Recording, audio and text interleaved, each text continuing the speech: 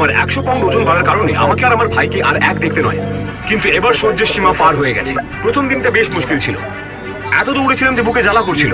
দ্বিতীয় দিনে আমাকে কেউ আটকাতে পারেনি, আমার শরীরের প্রত্যেকটা রন্ধ্র আমাকে থামতে বলছিল, কিন্তু আমি থামিনি। তৃতীয় দিনটা আরো মুশকিল ছিল, কারণ আমি জলের নিচে ব্যায়াম করছিলাম, কিন্তু তাও আমি থামিনি, কারণ প্রত্যেকটা রেপ আমাকে আরো এগিয়ে দিচ্ছিল আমার উদ্দেশ্যের দিকে।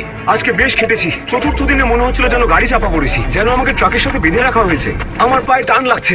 আমি এত বছর খারাপ খাবার খাওয়ার জন্য প্রায়শ্চিত্ত করছিলাম, খুব কষ্ট হচ্ছিল।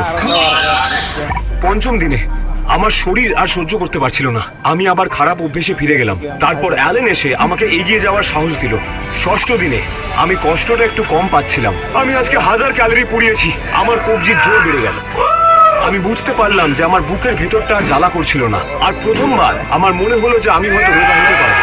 সপ্তম দিনে আমি নিজের মধ্যে অ্যালেনকে একটু একটু দেখতে পাচ্ছিলাম, কিন্তু এটা তো সবে শুরু।